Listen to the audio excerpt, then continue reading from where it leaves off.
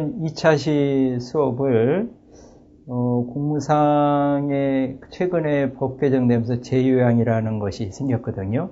제휴양이라는 건 어떤 것이냐 이런 것을 과거 어떤 연역을 통해서 거기에 대한 배경을 설명을 하고 또 실질적으로 공무원들이 현장에서 일어났던 사례들, 그래서 공무상의 어떤 재해 인정하는 사례를 하나하나 들어서 좀 더 현실감 있게 진행할까 합니다. 자, 그럼 시작하도록 하겠습니다. 자, 그러면 지금 이러한 사례를 하나 쭉 봤는데, 그럼 공무원 연금공단의 급여심의에서 어떤 심의를 이렇게 쭉 하면서 거기에 대한 결과를 낼 거 아닙니까? 됐느냐 안 됐느냐? 된 거는 가결이라고 합니다.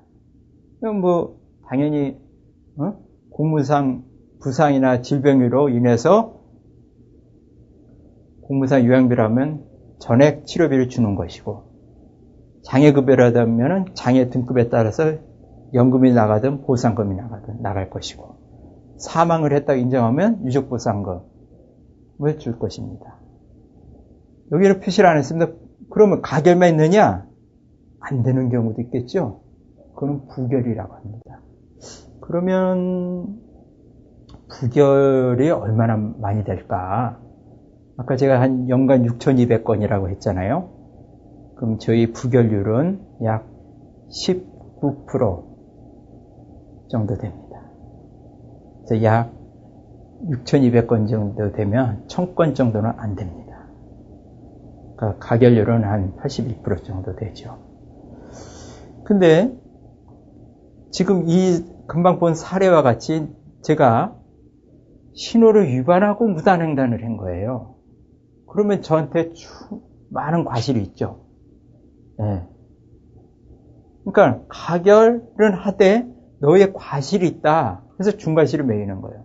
그러니까 중과실을 통상 이제 받는 경우는 어떤 경우냐면 교통사고 특례법에 의한 11대 중과실, 그러니까 중앙선 침범, 신호 위반, 최근에 그 학교 보호구역 안에서의 과속 이런 것들. 이런 경우는 이제 중과실을 먹어요. 그럼 중과실의 효과는 어떤 것이냐면 치료하는 데는 아무런 문제가 없어요. 치료비를 전액을 다 사용주가 대줍니다. 그런데 그거로 인한 어떤 장애가 있어서 장애급여를 받는다든가 아니면 사망을 했다든가 곧 장기급여 사유가 있는 경우, 단기급여인 공무상 요양비는 문제가 없는데 장기급여 사유가 있을 경우에는 그 급여를 2분의 1을 제한을 합니다. 그러니까 장애연금으로 제대로 나가면 100만 원이라 하면 이 경우는 절반은 50만 원밖에 안 줘요. 네. 그게 중과실에 대한 상당 부분 결과가 되는 겁니다. 그럼 가결 구상 이렇게 되는데 이건 뭐냐? 제3자 가해행위로 일어난 경우, 교통경찰 사고 수습하다가 한 대 의다 터졌어요. 그래서 그만 치아가 망가졌습니다. 그러면 거기에 대한 치료비는 누가 줘야 되나요? 가해자가 대줘야죠. 네, 그런 것은 가결 구상이랍니다.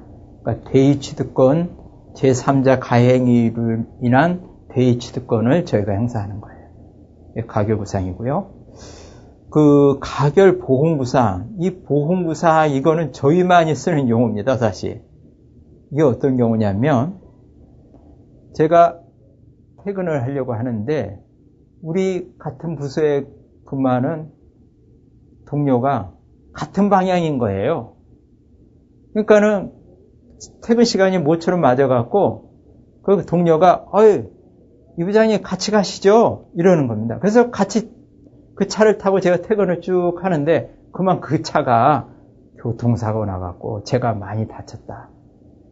그러면 제가 어디 치료를 하겠어요? 제가 탔던 차량의 보험으로 치료해야죠. 그 차가 피해자라면 가해 차량에 의해서 받겠지만 이 차가 가해 차량이라면 그 차에 의해서 보험 들은 거에서 치료를 받아야 된다. 근데 제가 엄청 심하게 다쳤어요. 그래서 제가 치료비가 한 1억이 나왔다. 근데 우리 동료가 자차 자손에 의한 보험 처리한 것은 2천만 원밖에 안 되더라. 그러면 8천만 원을 어떻게 할 겁니까? 그 동료한테 받을 수는 없잖아요. 그래서 이런 경우를 가결 보험 구상을 해서 그 보험금 범위 내까지만 구상을 하겠다. 그럼 나머지는 사용주인 국가가 대주는 겁니다. 이것이 가결 보험 구상이라고 하는 겁니다. 자, 그러면 공무원이 다쳤다. 치료를 언제까지 해줘야 되죠? 그렇죠. 나을 때까지 해줘야 됩니다. 그러나 나을 때까지 치료해 주는 것이 오래전 일이 아니었어요. 나을 때까지 치료해 준다는 것은 작년도 8월 4일날 법이 개정되면서 그렇게 된 겁니다.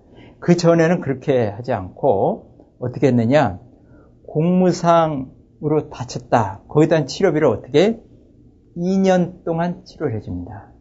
곧 730일을 치료해 주는 거예요. 근데 이 730일이라는 걸 어떻게 계산하느냐,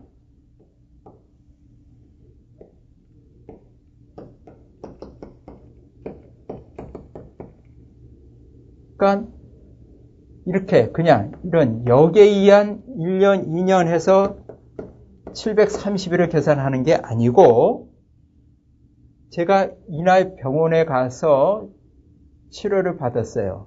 하면서 앞으로 3일치 약을 줄 테니 더 치료하세요 하고 3일치 약까지 받아왔어요. 그럼 순수 치료한 날이 며칠이에요? 3일이죠.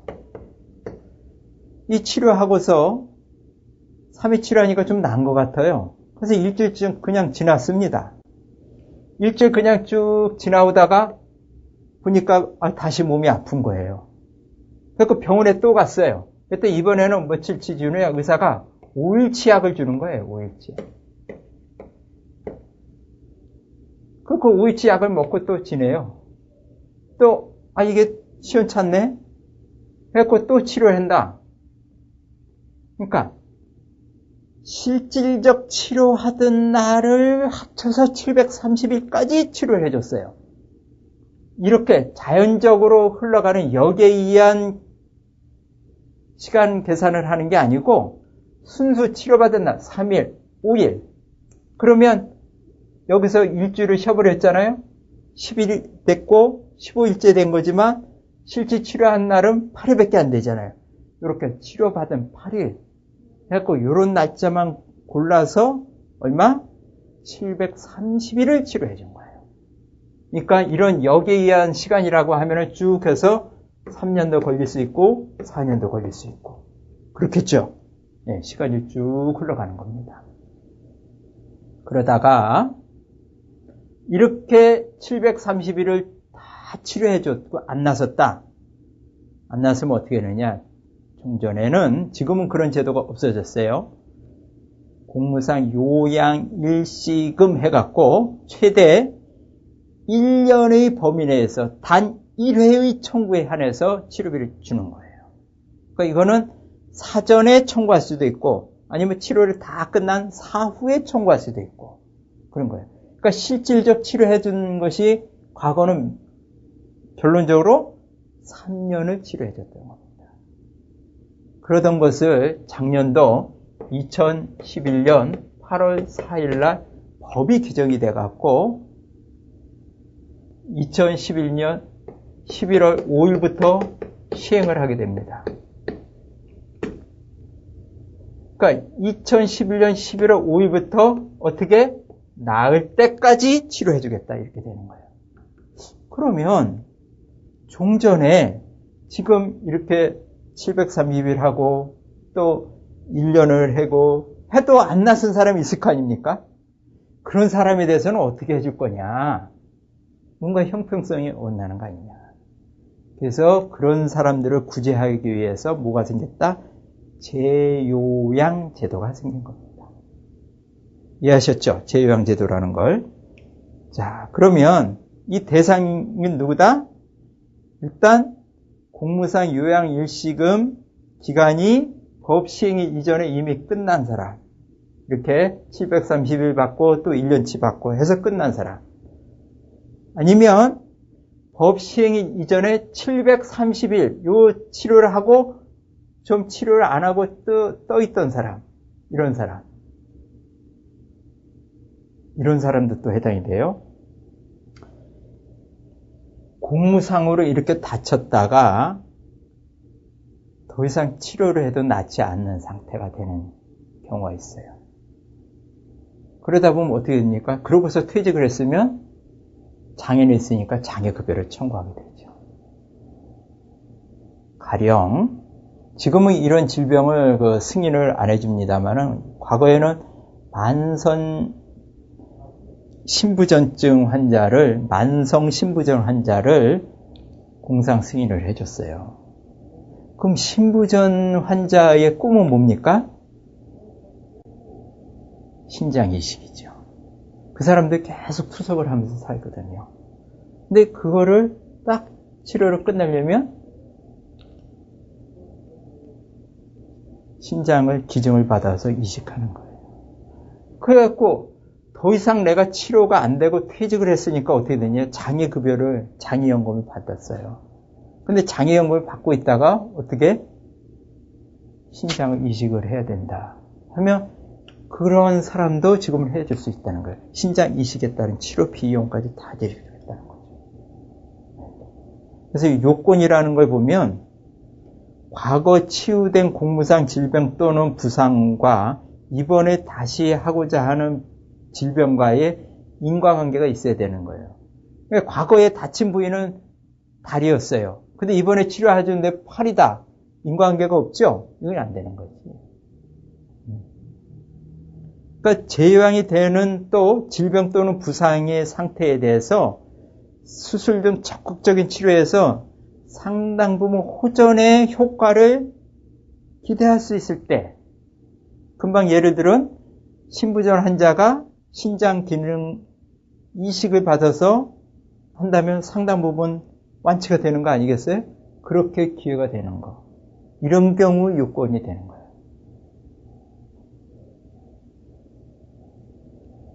이해가 됐습니까? 예. 근데 장애급여에 있어서 이게 보시면 장애급여가 보면 연금도 있고 연금에 5년치를 주는 보상금도 있죠. 연금은 이렇게 5년이란 세월을 쭉 받아서라도 그 이후도 계속 받을 수가 있는 거예요. 근데 보상금은 5년치를 한꺼번에 딱 주고 퉁치고 끝난 거거든요. 근데 요 시점이라고 봅시다. 요 시점. 지금 연금을 받고 있는 사람이 지금 신부전 환자가 장기를 이식을 받을 수 있는 기회가 주어졌어요. 요 시점에. 그럼 연금을 받고 있는 사람은 장기 이식을 하기 전까지는 연금을 받을 수가 있는 거고 이때부터는 치료비를 받을 수 있는 거예요. 그러면 치료가 완치가 되면 어떻게 재판단을 해봐야 되겠죠. 장애 상태가 호전이 됐는지 악화됐는지. 그래서 그때 다시 판단해서 연금을 줄 건지 말 건지 아니면 종전에 보다도 등급이 오르든지 아니면 내리든지 어떤 판단을 할 겁니다. 근데 보상금을 받은 사람이다. 보상금을 받은 사람이 이때 이런 기회가 왔다. 이 사람은 혜택을 못 받아요. 이 보상금을 받은 날로부터 5년이 경과된 이후에 재요양에 대한 청구 행위가 가능해질 거예요. 이거 잘 기억하셔야 됩니다. 이해하셨어요?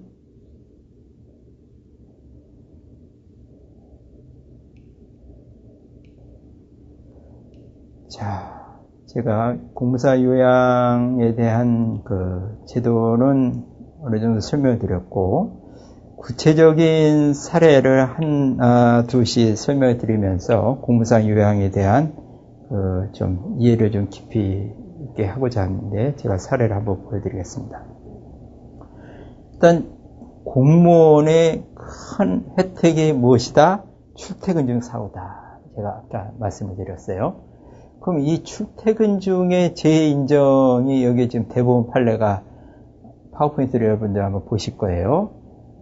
이 사례는 어떤 거냐면 공무원이 예를 들어 제가 201호에 산다. 그러면 퇴근을 하는데 제가 아파트에 딱 그러면 제일 먼저 계단 한 두어 세 개 올라오면 현관문이 있죠. 현관문 딱 열고 들어오면 좌우로 우편물함이 있어요. 그러고서 거기서 조금 더 걸어서 들어가면 엘리베이터가 있죠. 그 종전에는 어떻게 했냐면 이 동 1층에 있는 그 현관을 들었으면은 퇴근의 경로는 끝났다 이렇게 했어요. 근데 여기 지금 대부분 판례는 뭐냐면 내가 201호면은 엘리베이터 탈 수가 없고 어떻게 들어가야 돼요? 계단을 올라가야 되죠. 그럼 계단을 1층에서 쭉 해서 2층으로 올라가는 그 중간 사이에서 그만 발을 헛디뎌서 넘어지면서 발을 다쳤다. 발목을 삐었다. 그렇다면 요거를 인정해 줘야 되지 않겠습니까? 하고 소송을 제기했어요. 그랬더니 종전에는 우리가 동해 현관을 들어서는 순간에 끝났다 해서 부결을 했더니 뭔 얘기냐. 나는 나의 201호 계단을 다 올라가서 201호 띵동 하고 들어서기 전까지는 복도까지는 퇴근의 경로였다 이거죠. 그렇게 인정을 해준 겁니다. 그러니까 종전보다 어떻게 해요? 좀 더 수혜의 폭을 크게 해준 거죠. 네. 그럼 이런 집합 건물, 이런 아파트는 각 호실에 의한 개별 호실에 의한 현관을 들어서는 순간에 퇴근이 종료된다 했어요. 그럼 일반 주택은 무엇이 경계가 돼야 될까요? 일반 내가 주택에 살고 있다. 마당 갖고 있는 주택에 살고 있다. 그렇죠. 대문이 경계가 되는 겁니다. 대문을 들어서는 순간, 대문을 들었으면 어떻게 돼요? 그 공간은 제가 관장하는 사적 영역이죠. 그러니까 그 안에 들어서는 순간에 퇴근은 종료가 되는 거예요. 근데 대부분 판례까지 간 그 사례가 있었는데 어떤 경우냐면 공무원이 집이 넓어요. 그러니까는 퇴근을 하면서 마당 한켠에다 차를 딱 파킹을 하고 자기 현관으로 이렇게 걸어가는 거예요. 근데 걸어가다 그만 뭐를 하나 밟았는데 그게 툭 튀어오르면서 눈을 그냥 정콩으로 친 거예요. 끝내는 10년까지 됐습니다만은. 그러다 보니까 이분이 어떻게 됐냐? 나는 나의 집에 현관을 들어서지 않았다. 그러니까 나는 퇴근이 종료된 것이 아니다. 이렇게 주장을 했어요. 그러나 법원은 아니다. 대문을 들었으면 그 안은 누가 관장해야 되냐? 너가 집에 관리하고 있으니까 너가 잘 관리해야 되는 거 아니냐. 그러니까 그것은 아니다. 그러니까 일반 주택은 경계가 뭐다? 대문이다. 그런 사례입니다. 이 출퇴근과 이제 유사한 것들이 어떤 그 출장이라든가 이런 것들인데, 이런 것들 중에 재미난 사례를 하나 얘기 드려 보면, 공무원이 월요일부터 시작하는 어떤 세미나, 지방의 어떤 교육기관에서 그 세미나가 있는 거예요. 2박 3일. 그러니까 이분이 어떻게 되냐면, 그 지역에 바로 자기 고향집이 있는 거예요. 그러니까 금요일 날 오후 퇴근하면서 고향집으로 먼저 가서 거기서 주말을 즐기다가 월요일 날 그 교육원에 등록을 하려고 그런 계획하에 금요일 날 내려갔는데 그만 그 순간에 사고가 나버린 거예요. 근데 그걸 청구행위로 했어요. 예, 저희는 이제 물론 불을 했습니다만. 이게 너무 일찍 가는 거죠. 그 사람이 가는 목적지는 1차가 어디예요? 자기 고향집인 거예요. 교육청으로 바로 가는 게 아니라. 그러니까 그건 인정해 줄 수가 없죠. 이런 경우도 있었습니다. 1박 2일 그 출장명을 받고 이 젊은 친구였는데, 그거를 아침 일찍에 출발을 해갖고, 그날 이럴 때 다 보는 거예요. 그래갖고 밤늦게 이제, 저 서해안 고속도로를 타고 쭉 서울을 상경하다가 그만 거기서 사고가 나서 크게 다쳤는데, 그 사람이 이제 그거를, 공상 신청을 했어요. 출장 복귀 중 사고. 물론 이제 계획은 이틀이었으지만 하루 만에 맞춰서 사고 난 다음에 그걸 인정해 줄 수도 있을 겁니다. 그 상황에 맞춰서. 그런데 그때 제출한 그걸 보니까 뭐가 있냐면 숙박비가 2만 원이 집행이 된 거예요. 네. 친지댁에서 잔 것을 해갖고 2만 원 숙박비. 그러니까 이게 안 맞지 않습니까?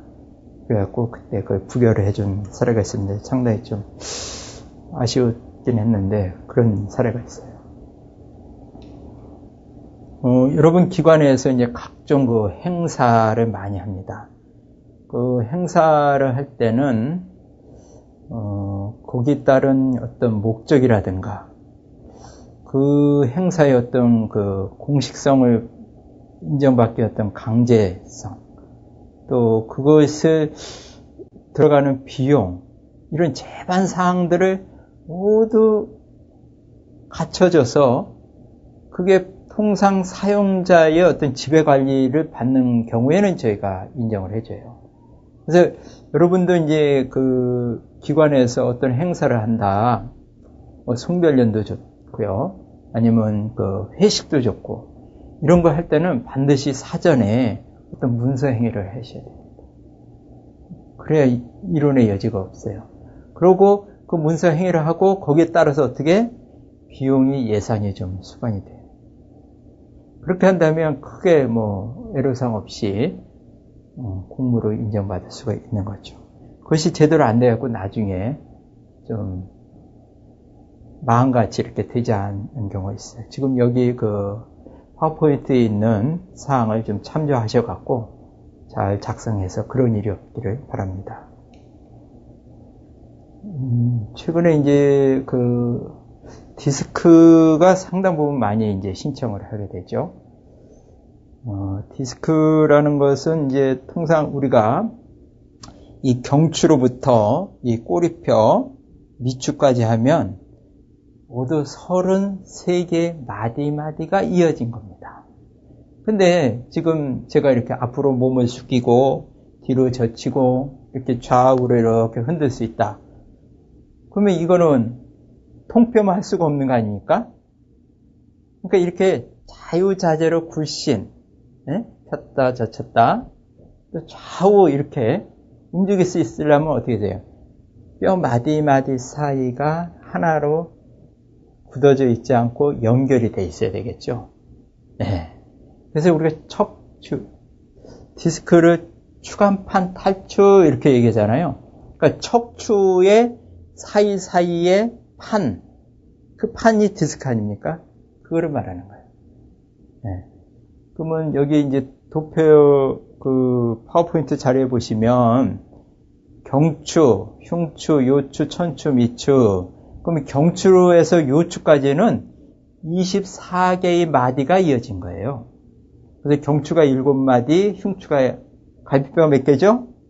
12개죠. 그러니까 흉추도 12개, 요추가 5개. 그래서 요추가 이제 허리가 많이 아프신 분들이 통상 남자들 말하면 혁뒤참 부위, 요게 이제 4번과 5번 사이예요. 이게 가장 많이 파열이 되고 그렇죠. 그러면 이제 우측에 보니까 그 앞에 파란 부위가 있고 뒤에 이제 뼈가 이렇게 돼 있잖아요. 지금 이 파란 부위가 있다는 건 사람 배 쪽이에요. 앞쪽이죠. 전면이고. 근데 가운데에 이제 수액이 있고, 그거를 수액을 둘러싸이는 섬유륜이라는 게 있어요. 이 섬유륜은 마치 양파 껍데기 같은 겁니다. 양파 껍데기가 겹겹이 쌓여있는 거거든요. 근데 이 섬유륜이 지금 앞쪽 배 쪽 있는 데는 등 쪽에는 뼈가 있으니까 보호막이 있으니까 상대적으로 얇고 앞에는 보호하는 것이 없으니까 두껍습니다. 그러니까는 이 섬유륜이 앞에는 두껍고 뒤는 얇으니까 이 물이 어느 쪽으로 뒤로 많이 갈 수밖에 없겠죠. 그러니까 그런 기본적인 사항도 돼 있는데 우리가 통상 앞으로 이렇게 굽히면은 등 쪽으로 어떻게 돼요? 벌어지게 되는 거 아니겠어요? 그러면 그 벌어지면서 물이 자연스럽게 뒤로 물러나게 되죠. 그럼 그 뒤에 보면은 등 쪽에 경추에서 밑추 그 사이로 쭉 뭐가 중추신경이 흐르잖아요. 그러니까 앞으로 숙여지면 이 수액이 뒤로 밀리면서 신경을 건드리는 겁니다. 네. 그래서 여러분들 우리 지금들은 뭐 그렇게 많이 하는데 옛날 저희 직장 초기에는 모내기라든가 벼베기 이런 거 많이 농촌 지원 활동 했잖아요. 그러면 가서 하면 얼마나 허리가 아파요. 끊어지듯이 아프잖아요. 근데 잠시 쉬어서 등을 쫙 펴면 어휴 시원하다 했죠. 그게 이런 위치예요. 그래서 보면 디스크 파일이라는 게 수액이 등 뒤쪽으로 약간 밀렸다가 심하게 밀리면서 끝내는 어떻게 된다? 소 밑에를 찢으면서 바로 수액이 흘러 떨어지는 거죠. 이게 디스크 파일이라는 겁니다. 그래서 여러분들 우리가 어떤 물체를 들 때는 허리를 이렇게 굽혀서 하는 것이 아니고 앉아서 드는 채로 이렇게 들어야 된다. 왜 그러냐? 여기 어떤 물체가 10kg라고 합시다. 10kg를 내가 들 때 허리가 느끼는 무게는 얼마냐? 무려 10배인 100kg로 느끼는 겁니다. 그러니까는 절대 허리를 굽혀서 어떤 무거운 물체를 든다든가 옮긴다든가 이렇게 해서는 안 되는 거예요. 혹시 내가 이제 사무실 환경 정리해서 어떤 큰 대형 화분을 옮겨야 되겠다. 뭐 혼자 옮기지 말고 같은 동료를 불러서 어이! 해갖고 같이 맞잡아서 든다든가 이런 식으로 해야 허리를 보호할 수가 있는 거예요. 잘 아셨죠? 그리고 이제 가장 또 많이 하는 게 뇌혈관이나 심혈관 이런 질환을 여러분들이 많이 이제 청구를 하세요. 이제 사람이 나이가 먹으면서 이제 자연스럽게 병이 한두 개씩 생기죠. 지병성으로 고혈압이라든가 당뇨. 그리고 또 여러분들 생활의 습관에서 아주 고쳐야 할 부분이 뭐냐면 음주와 흡연입니다. 특히 흡연은 이 교육을 받는 이 순간에 당장 끊으셔야 됩니다. 백해무익이에요. 진짜 흡연은. 음주는 상당 부분 줄여야 되고요. 음주 흡연의 양이 상당 부분 있으면 이러한 고혈압과 당뇨가 있다면 이쪽 뇌질환이나 심장질환에 많은 무리가 갑니다. 그래서 이런 것을 판단할 때는 그간에 여러분들의 어떤 그러한 사회력, 생활의 습관, 가족력, 또 그분의 근무 형태 이런 것들을 종합 판단해서 이제 저희가 과로가 상당 부분 있고 이러한 상태가 있었다면 어려웠겠다 해서 그거를 심의원들이 이제 판단을 하거든요. 제가 이제 상식적으로 하나 이 뇌혈관 쪽에 뇌졸중에 대해서 한번 좀 상식으로 알아두면 좋겠다는 것을 하나 말씀드리면 이 뇌혈관 쪽의 질환은 어떻게 오느냐 특징이 세 가지예요. 첫째, 어느 날 갑자기입니다. 반신이 우측손, 우측파 이런 식으로 반신이 말을 안 들어요. 예, 자유롭지가 못합니다. 갑자기. 둘째, 말이 어눌해지는 거예요. 언어장애가 오는 거야. 뭔 말을 하는지 몰라. 이게 잘 안 돼. 이런 식으로. 셋째, 빙빙 돌아요. 현기증이 납니다. 그러니까 첫째, 반신, 마비. 둘째, 언어장애. 셋째, 현기증. 이런 증세가 나면은 어떻게 되느냐? 지체 없이 119를 불러서 큰 병원을 가셔야 돼. 큰 병원에 가면 바로 의사는 벌써 알고 이게 뇌졸중의 현상이다 보고 바로 CT 촬영을 하면 어느 부위에 지금 혈전, 피 찌꺼기, 피떡 이것이 지금 막혀있구나 아니면 그거에 의해서 터졌구나 이거를 CT 촬영에서 확인하는 거예요. 그래서 그래갖고 바로 막혔다 하면 혈관을 통해서 주사바늘로 와서 그 부위를 쪽쪽 빨아내갖고 바로 이제 혈전 용해소를 넣고 해서 말초신경까지 다시 원활하게 피가 공급이 될 수 있도록. 이런 상황은 어떻게 됐냐? 아까 그러한 증세 있음부터 3시간 이내에 조치를 해야 우리가 흔히 보는 푹 맞은 모습을 안 본다. 이런 겁니다. 이해하셨습니까? 예. 이 업무를 하다 보면 암을 상당 부분 많이들 청구하시고 그러시거든요. 근데 암은 사실 단정적으로 얘기해서 안 해드립니다. 좀 서운한 얘기입니다만은 이거를 해드리질 않아요. 그 왜 그런 거 하니 현대의학상에서 그 암의 그 발병 원인을 밝혀지지는 못한 거예요. 일단 그게 상당 부분 어떤 업무적인 과로나 스트레스에 의해서 이 암의 어떤 세포가 급속히 진전이 된다든가 그래서 이 환자의 병세를 악화시킨다든가 이런 것이 밝혀져야 되는데 그런 것이 없어요. 그러니까 과로를 했다 하더라도 이 암세포는 자기 스스로 가야 할 길을 그냥 자연스럽게 분열 증식을 해가면서 계속 그냥 커가면서 다른 조직에 전이하고 이런다는 겁니다. 그래서 상당히 안타까워요. 지금 현대 그 질병의 암이 상당 부분 많이 차지하고 있는데 이러한 신청에 들어왔을 때 진짜 과로도 많고 또 상당 부분 업무적으로 스트레스도 받았고 근데도 그 병명 자체가 암이라는 것 때문에 저희가 원하는 바를 해주지 못했을 때 너무나 가슴이 아픕니다, 사실.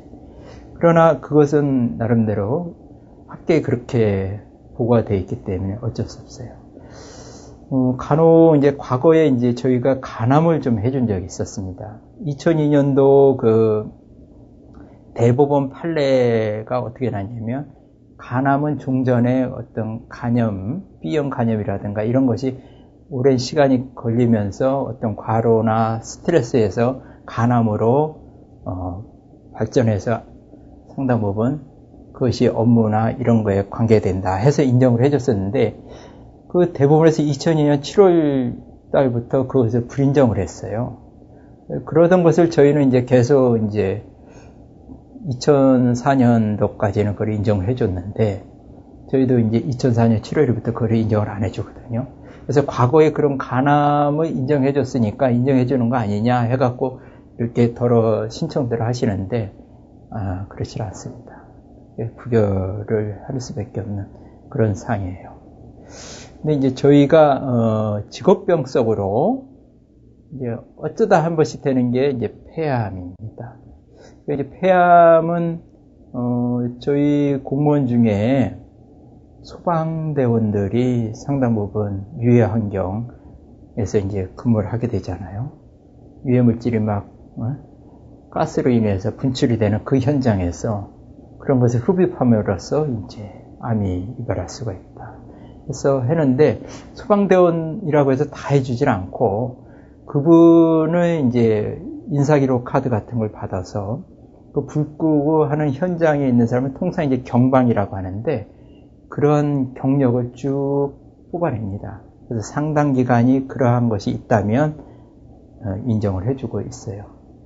일단 다시 한번 말씀드립니다만은 암을 그렇게 원하는 바대로 안 된다는 것을 말씀드립니다.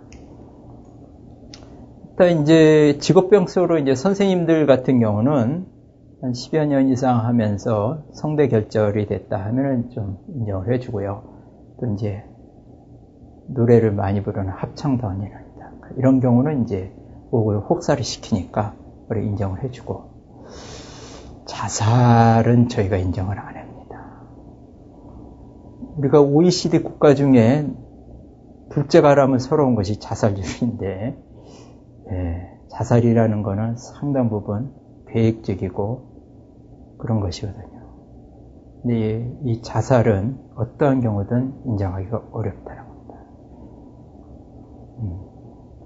근데 이제 이 업무를 하면서 제가 자살을 인정해 사례가 한번 저희 심의에서 있었는데, 어떤 경우냐면 이분은 그 경찰 공무원이었어요. 고속도로 순찰대에서 근무하는 분이었는데 10년 전에 교통사고가 고속도로에서 난 겁니다. 그때 순찰용으로 있었는데, 그러니까 교통사고 나니까 그 사고 현장에서 수습을 하게 된 거죠.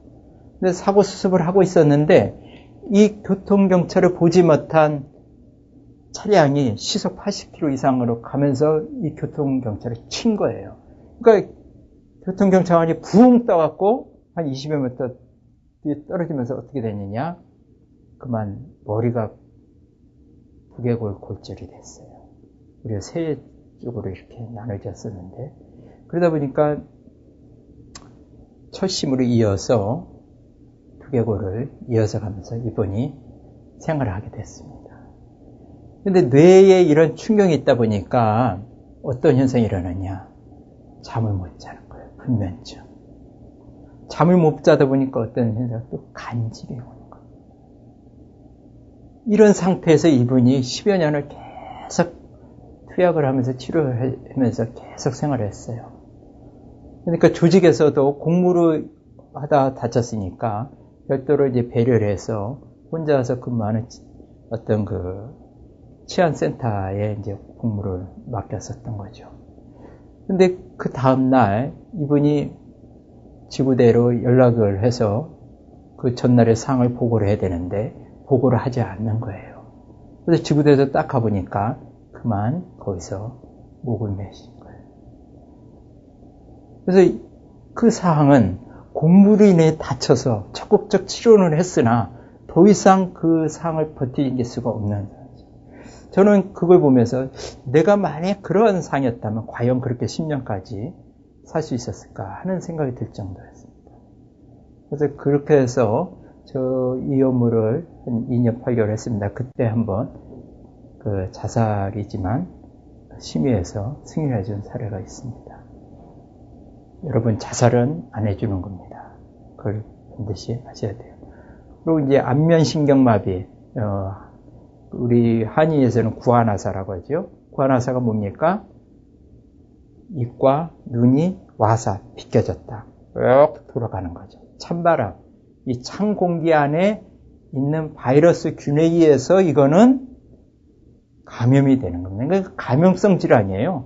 잘못 알고 어떤 뇌 쪽에 우리 그 뇌혈관 질환으로 알고 계시는데 그건 아니고요. 감염성 질환입니다. 마치 감기 같은 그런 거거든요. 근데 이것은 이제 겨울철에 이제 외근을 한다든가 이런 경우에 상당 부분 그것이 환경하고 맞아 떨어지면 인정을 해주고 있습니다. 근데 우리가 이제 유족보상금 청구하는 거 보면 사연이 미상입니다 해갖고 오는 경우가 있어요. 사연이 미상이라는 거는 어떤 질병인지 모르거든요. 그러니까 어떤 질병인지 모르기 때문에 그게 과로하고 인과관계에 있는 건지 없는 건지 파악할 수가 없잖아요. 그 인정을 안 해줍니다. 판례도 마찬가지고요. 송구한 얘기입니다만은 그분이 상다 보면 그렇게 업무에 열정을 다하시고 하다가 돌아가셨는데 사연이 미상으로 나왔다 하면은 부검을 할 필요가 있습니다. 그 부검을 하게 되면 급성 심근경색으로 추정된다든가 뭐 이런 결과가 나올 수 있습니다. 그럼 그거에 의해서 유족보상 신청을 하면 그 질병과 공무와 과로하고 있는 인과관계가 있거든요. 그럼 인정하게 되죠. 근데 미상 해갖고서 하게 되면 인정은 안 됩니다. 이걸 좀 이해하고 다음에 어떤 그런 사항이 있다면은 좀 참작을 하시는 게 좋겠어요.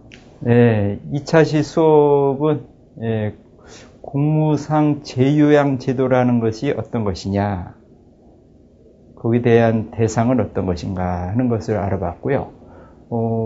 공무상으로 승인을 받는 부상과 질병의 구체적 그 사례들을 저희가 한번 오늘 하나하나 들어서 보았습니다. 다음 3차 시에는 마지막 수업으로서 공무상으로 승인을 받고 본인이 부담했던 치료비 이런 것을 어떻게 하면 받을 수 있는 거고 어떤 절차로 청구하는 것이냐. 그리고 또 무슨 기준, 어떤 기준에 의해서 그 비용을 주고 있는지 이것을 좀 알아보고 순직이라고 여러분 들어보셨을 겁니다. 순직은 어떤 경우에 해당되는 것인가. 아울러 공무상 요양뿐만 아니라 부조급여인 사망조의금과 재부조급 여기에 대해서 알아보도록 하겠습니다. 수고하셨습니다.